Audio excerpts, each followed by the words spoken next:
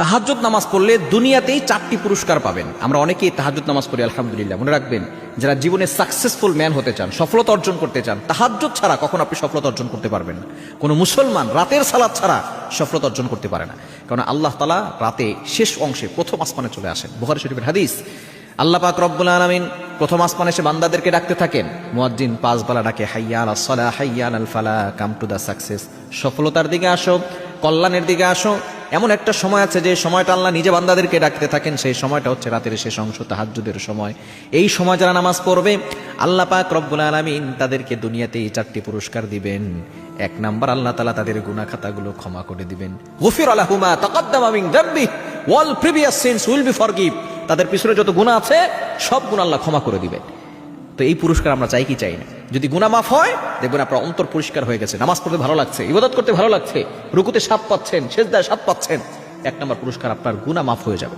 2 number, এই তাহাজ্জুদ আপনাকে গুনাহ থেকে বাঁচাবে।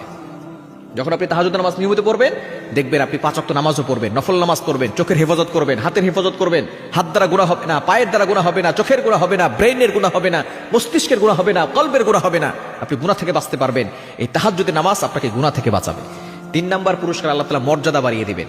যখন কোনো বান্দা আল্লাহকে খুশি করার জন্য কাজ করে, তখন আল্লাহ পাক রব্বুল আলামিন জিবরাইল আলাইহিস সালামকে ডাক দিয়ে বলে, ও জিবরাইল, অমুকের ছেলে অমুককে আমি আল্লাহ ভালোবাসি, তুমিও ভালোবাসা শুরু করে দাও। জিবরাইল আলাইহিস সালাম আসমানের সকল ফেরেশতাদেরকে ডাক দিয়ে বলে, ও ফেরেশতারা, তোমরা শুনে রাখো, আল্লাহ তাআলা অমুকের ছেলে অমুককে ভালোবাসে, আমি জিবরাইলও ভালোবাসি, তোমরাও তাকে ভালোবাসা শুরু করো। এবার আসমানের ফেরেশতা জমিনের ফেরেশতাদেরকে ডাক দিয়ে বলে, ও ফেরেশতারা, তোমরা শুনে রাখো, অমুকের ছেলে অমুককে আল্লাহ ভালোবাসেন, জিবরাইল আলাইহিস সালাম ভালোবাসেন, আসমানের সকল ফেরেশতারা ভালোবাসে, তোমরাও ভালোবাসো।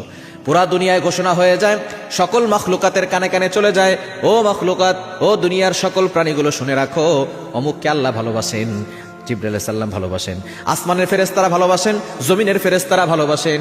সুতরাং তোমরাও তাকে ভালোবাসা শুরু করো।